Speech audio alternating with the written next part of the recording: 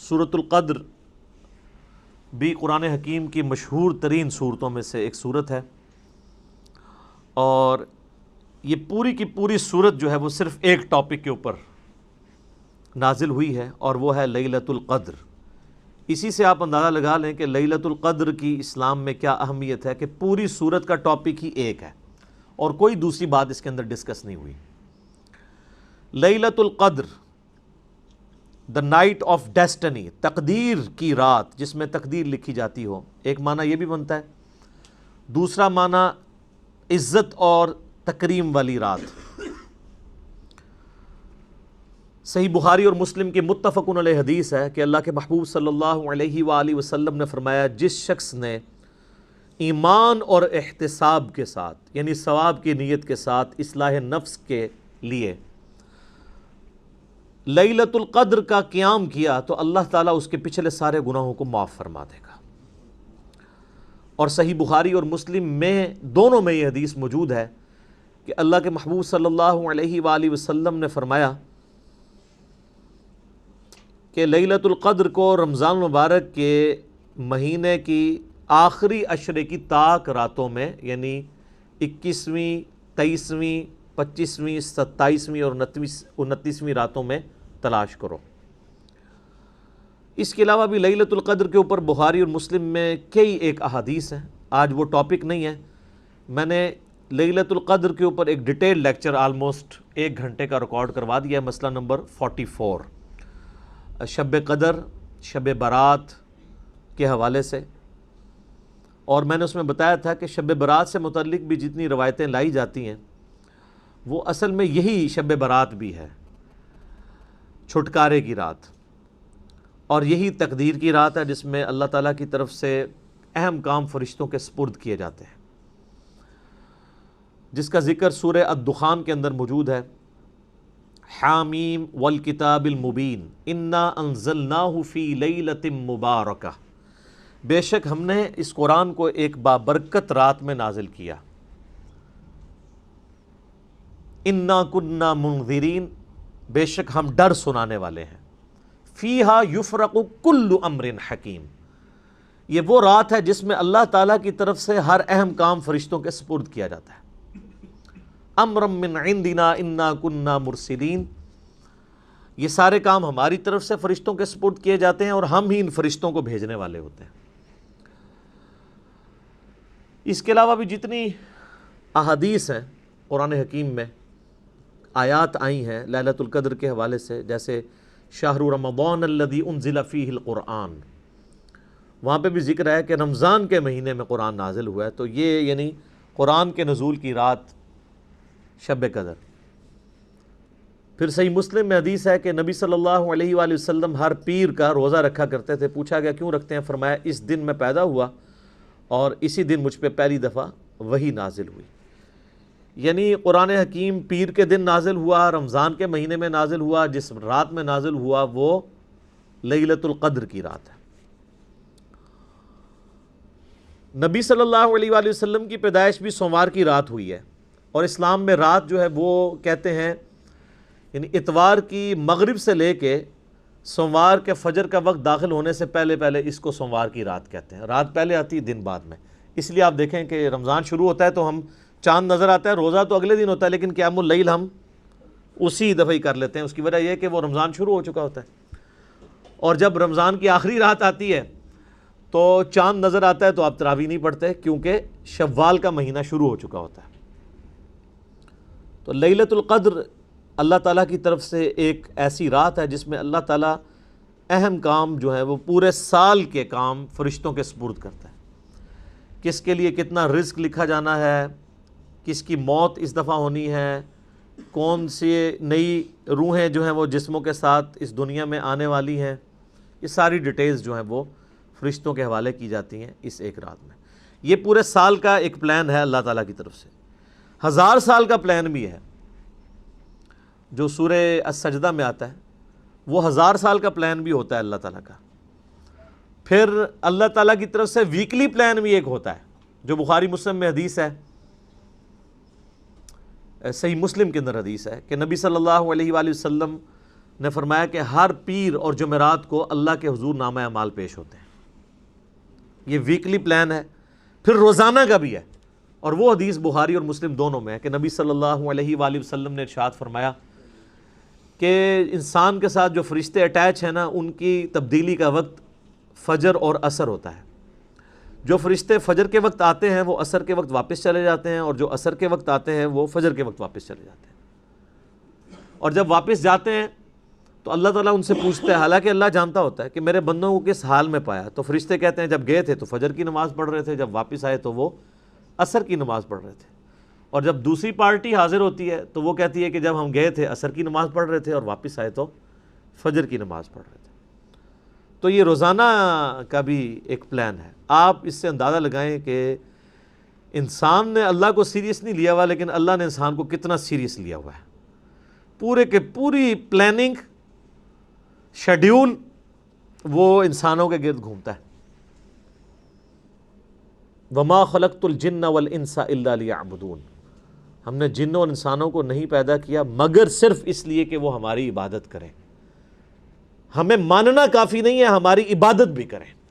اور عبادت کہتے ہیں ٹوٹل اوبیڈینس کو. اللہ کو سارے مان رہے ہیں، اللہ کی ماننا بھی ضروری ہے، پھر عبادت ہوگی. اور یہ تمام نبیوں کی بنیادی دعوت ہے. وَلَقَدْ بَعَثْنَا فِي كُلِّ أُمَّةٍ رَسُولًا أَنِ اعْبُدُوا اللَّهَ وَاجْتَنِبُوا الطَّاغُوتَ. بے شک ہم نے ہر قوم میں کوئی نہ کوئی پیغمبر بھیجا اسی ایک بنیادی دعوت کے ساتھ کہ عبادت اللہ کی کرنی ہے اور طاغوت سے اجتناب کرنا ہے. اللہ کی مخالفت پہ جو لوگ کھڑے ہیں، چاہے وہ شیطان ہو چاہے انسان ہو، ان کی مخالفت کرنی ہے، عبادت کرنی ہے اللہ کی. ہمیں جو گھٹی میں چیز دی گئی ہے کہ اللہ کو ماننا کافی ہے، اللہ کی ماننا ضروری ہے، اللہ کو ماننا کافی نہیں ہے. اب آ جائیں جی اس طرف سورۃ القدر. باقی ڈیٹیل مسئلہ 44 آپ دیکھ لیں، بلکہ آپ یوٹیوب پہ شب قدر، شب برات یہ لکھیں تو انشاءاللہ سب سے ٹاپ پہ میرے کلپ کھلے گا. لاکھوں لوگوں نے یہ ویڈیوز دیکھی ہوئی ہیں میری، اور ساتھ میرا نام لکھ دیں تو آسانی سے یوٹیوب کو پتہ چل جائے گا. حافظہ اللہ تعالی. بسم اللہ الرحمن الرحیم. انا انزلناہ فی لیلۃ القدر. بے شک ہم ہی نے نازل کیا ہے اس قرآن کو ایک قدر والی رات میں، جس میں تقدیر کے فیصلے لکھے جاتے ہیں، ایک عزت والی رات ہے. وما ادراک ما لیلۃ القدر. اور تم کیا جانو کہ لیلۃ القدر کیا ہے. لیلۃ القدر خیر من الف شہر. لیلۃ القدر جو ہے وہ تو 1000 مہینوں سے بڑھ کر ہے. یعنی اگر کوئی شخص 1000 مہینے تک عبادت کرے اور اس ایک رات میں نفلی عبادت کر دے تو اس کے ایکویلنٹ ہے. یہ نہیں ہے کہ کوئی بندہ ہے اس رات میں نماز پڑھ لے، اس کے بعد اس کو جو ہے وہ 81-82 سال تک نماز پڑھنے کی ضرورت ہی کوئی نہیں ہے. یہ نفلی نماز کی، نفلی عبادت کی بات ہو رہی ہے. فرض تو میرے بھائی اللہ بڑا ڈاڈا ہے، وہ تو روزانہ آپ کو مرنا پڑے گا اللہ کے لیے. ایک دن مرنے پہ تو اس نے جنت دینی نہیں ہے، روزانہ ہی ہر لمحے میں اللہ کے لیے مرنا پڑے گا. آپ کو یہ ڈیسیژن کرنا ہوگا کہ اس معاملے میں میرے رب کی کیا مرضی ہے، میں نے اس کے پیچھے چلنا ہے، اور جس چیز سے اللہ ناراض ہوتا ہے اس سے کنارہ کشی اختیار کرنی ہے.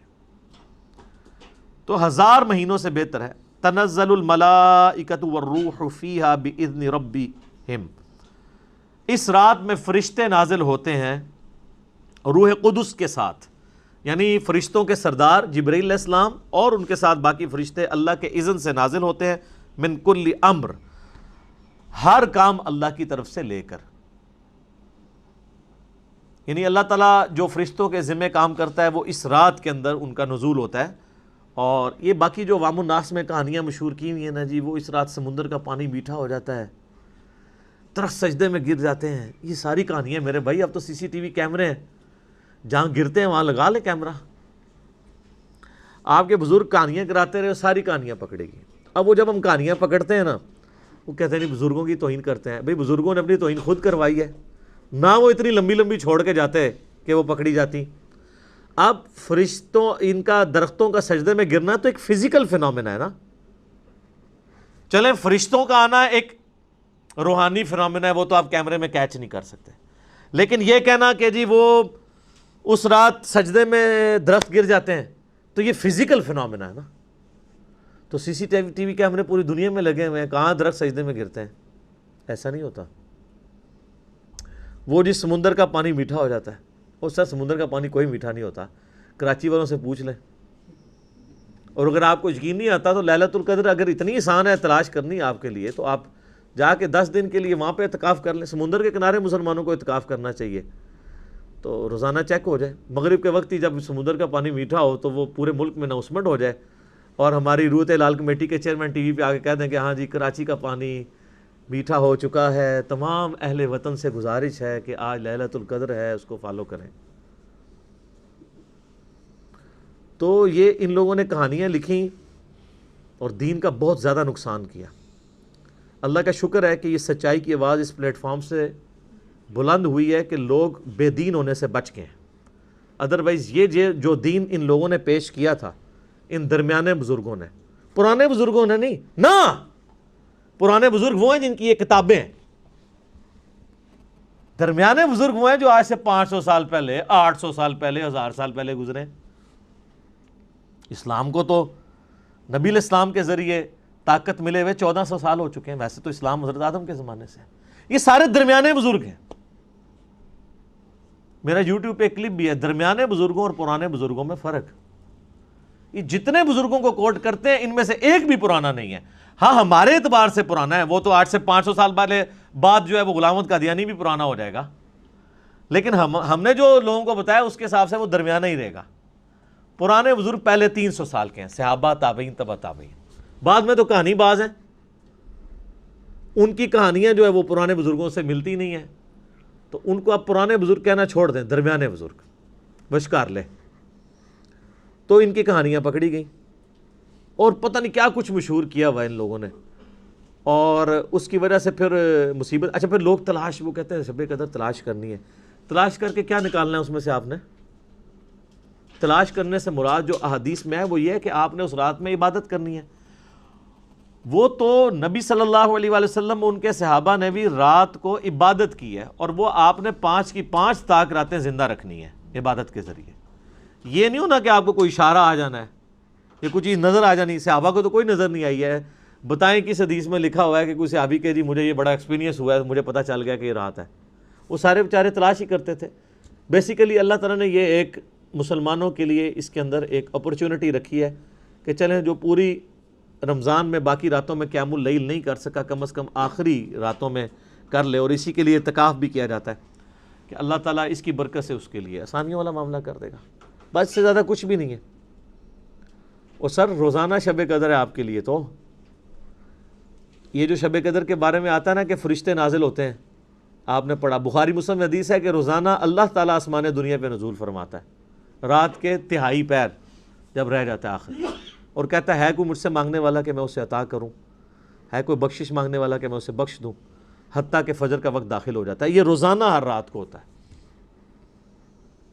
صحیح مسلم کے اندر حدیث ہے، سیدنا عثمان ابن عفان رضی اللہ تعالیٰ عنہ علیہ السلام کہتے ہیں کہ نبی علیہ السلام نے فرمایا کہ جو شخص عشاء کی نماز جماعت سے پڑھ لے گویا اس نے آدھی رات کا قیام کیا، اور جس نے پھر فجر کی نماز بھی جماعت سے پڑھ لی تو گویا اس نے پوری رات کا قیام کیا۔ شب قدر کے لیے پوری رات جاگنا بھی کوئی شرط نہیں ہے۔ اگر آپ رمضان کی طاق راتوں میں یا آخری ساری راتوں میں 10 کی 10 راتوں میں عشاء اور فجر کی نماز اس طرح پڑھ لیں کہ آپ کی کوئی رکعت فوت نہ ہو تو آپ نے لیلۃ القدر پا لی۔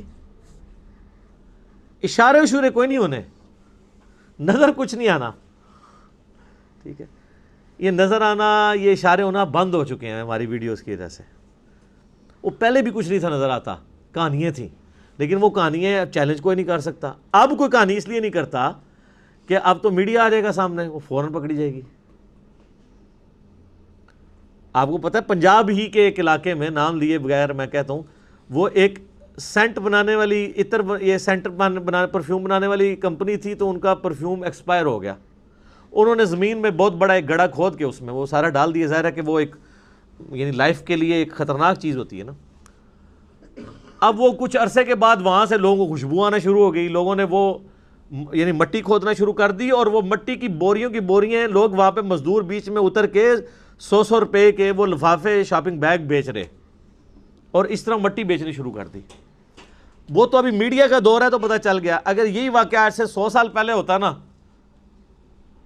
تو یہ کرامت ہوتی، ٹھیک۔ یہ اس طرح چیزیں نہیں ہوتی میرے بھائی، دنیا بقدر ایفرٹ ہے، دنیا میں آپ کو ایفرٹ پٹ کرنی پڑے گی. تو ان کہانیوں سے بچیں، ان کہانیوں کو کرامتوں کا نام دے کے، ان معجزات کا نام دے کے یہ ساری کی ساری چیزیں کرنا، اور بڑے بڑے ذمہ دار لوگوں کی طرف سے یہ کہانیاں چل رہی ہوتی ہیں. دکھ اس وقت ہوتا ہے کہ جب علماء، پڑھے لکھے لوگ جو دین کا نالج بھی رکھتے ہیں وہ کہانیاں کرائیں عوام کو، تو پھر دل دکھتا ہے کہ یار یہ لوگ کیا کر رہے ہیں. اور جب ہم ان کی علمی گرفت کرتے ہیں تو لوگ ہمیں آ کہتے ہیں یار یہ علماء کے ساتھ بدتمیزی کرتا ہے. یار علماء اپنی عزت خود کروائیں نا. اگر ایک عالم دین کے ساتھ کھلواڑ کر رہا ہے اور دوسرا شخص اس کو ہائی لائٹ کرتا ہے، تو جو ہائی لائٹ کرنے والا بندہ ہے اس کے اوپر ناراض نہیں ہونا چاہیے. مثلا کوئی شخص جس کا باپ گالیاں دیتا ہو اور کوئی شخص دوسرا اس کو آ کے بتائے کہ سر آپ کے جو والد محترم ہیں نا یہ گالیاں دیتے ہیں، ان کو ذرا سمجھائیں. بعض اوقات محلے کی عورتیں بھی گزر رہی ہوتی ہیں، اگرچہ وہ آپ کو ہی گالیاں نکال رہے ہوتے ہیں لیکن باقیوں کا بھی ذرا خیال رکھ لیں. اور وہ آگے سے کہ جی تم میرے ابا جی کی توہین کر رہے ہو. ابا جی نے توہین خود کروائی ہے، کیوں گالیاں نکالتے ہیں؟ اب پاکستان میں ایک بہت بڑی شخصیت ہے، یعنی میں دلی طور پہ ان کی بڑی قدر کرتا ہوں، اور جب ان پہ قاتلانہ حملہ ہوا تھا تو سب سے پہلے میری ویڈیو سامنے آئی تھی. اپنے ان کے فرقے کے لوگوں کی تو آنی تھی نا، دوسروں نے تو کو توفیق نہیں ہونی تھی. مفتی تقی عثمانی صاحب اسلامی بینکنگ کے حوالے سے جو ان کی ایفرٹس ہیں وہ ایکسٹراڈنری ہیں. لیکن وہ اگلے دن ایک جگہ بیٹھ کے وہ حدیث شریف کا درس دے رہے ہیں. اب درس دیتے دیتے یعنی حدیث شریف کے درس میں کہانی تو نہیں آنی چاہیے. جیسے ہی وہ ہم جب چھوٹے چھوٹے تھے نا تو وہ ہم سلیبس کی کتابوں میں کہانیاں رکھ کے پڑھا کرتے تھے، اس وقت موبائل تو نہیں ہوتے تھے نا، تو وہ ماں باپ کہانیاں پڑھنے سے روکتے تھے، تو وہ پھر سائنس کی کتاب میں یا فزکس کی کتاب کے اندر کہانی رکھ کے لوگ پڑھا کرتے تھے. اسکول میں ٹیچر بھی پکڑ لیتے ہوتے تھے. یہی کام ہمارے علماء کر رہے ہیں. سامنے رکھی تو بخاری شریف ہوتی ہے، بیچ میں اپنی کہانی رکھی ہوتی ہے. لوگ یہی سمجھ رہے ہوتے ہیں بخاری شریف میں لکھا ہوا ہے. تو ہم کہتے ہیں کہ مولانا شریف کو بخاری شریف سے باہر نکالو پھر بخاری شریف پڑھو، مولانا شریف کو مسلم شریف سے باہر نکالو پھر مسلم شریف پڑھو. وہ آدھی تو مسلم شریف ہوتی ہے، آدھی مولانا شریف ہوتی ہے. تو وہ مفتی صاحب جو ہیں وہ درس حدیث دیتے ہوئے فرماتے ہیں کہ امام حنیفہ رحمہ اللہ تعالی وضو کے جو گرتا ہوا پانی ہے نا، وضو کے دوران جو جسم سے لگ کے گرتا ہے، اس کو کہتے ہیں مائع مستعمل، استعمال شدہ پانی. اچھا یہ لفظ بھی اتنے موٹے موٹے بولتے ہیں تاکہ لوگوں پہ روب پڑ جائے. ماں کہتے ہیں پانی کو مستعمل، استعمال شدہ.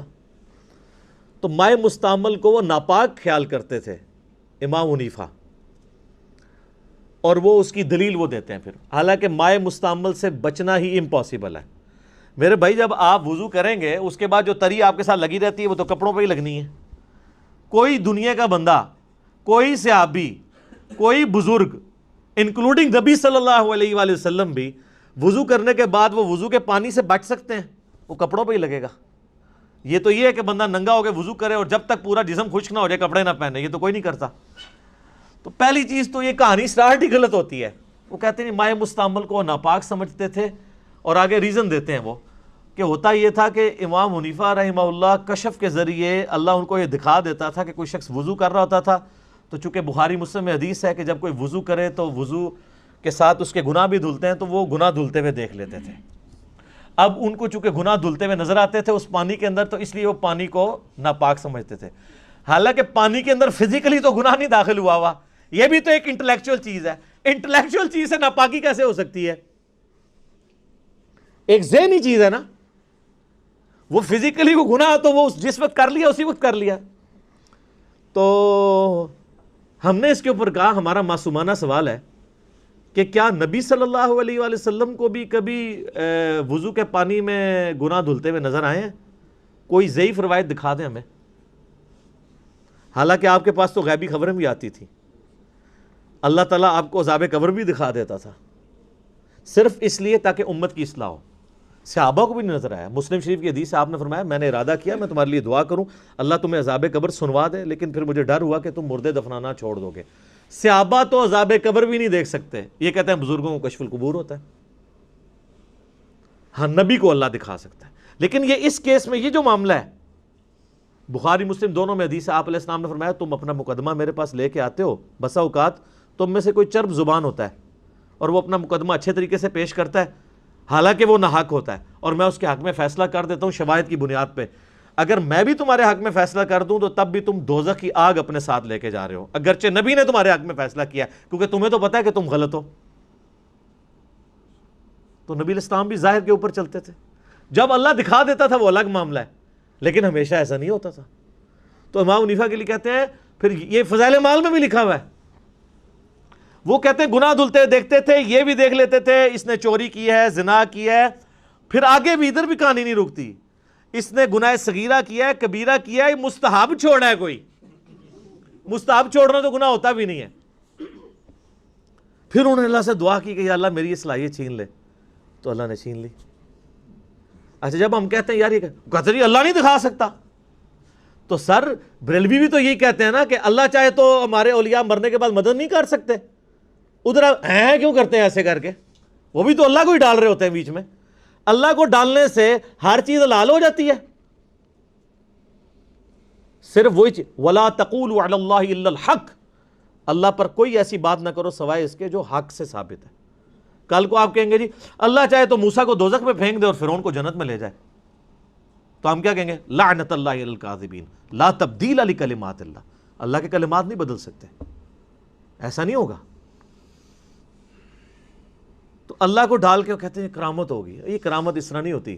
بخاری مسلم کی حدیث ہے کہ نبی صلی اللہ علیہ وآلہ وسلم فرمایا اللہ تعالیٰ ایک گنہگار شخص کو قیامت والے دن اپنے قریب کرے گا اور اس کے ساتھ سرگوشی فرمائے گا، اس کو ایک ایک گناہ اس کا یاد کروائے گا، قریب ہے کہ وہ سمجھے گا مارا گیا۔ اللہ فرمائے گا دنیا میں بھی پردہ رکھا تھا نا، آج بھی پردہ رکھوں گا۔ اللہ تو ستار العیوب ہے، اس اللہ پہ جھوٹ باندھ رہے ہیں امام حنیفہ رحمہ اللہ کے ذریعے آپ لوگ۔ امام حنیفہ کو تو بیچاروں کو پتہ بھی نہیں ہوگا، جیسے حضرت عیسیٰ کو پتہ بھی نہیں ہے کہ عیسائیوں نے کیا کیا ان کے ساتھ۔ وہ اللہ جو ستار العیوب ہے، گناہوں کو پہ پردہ ڈالنے والا ہے، وہ امام حنیفہ کو لوگوں کے گناہ دھلتے ہوئے دکھائے گا۔ یہ کرامت ہے، اس کو کرامت آپ کہیں گے؟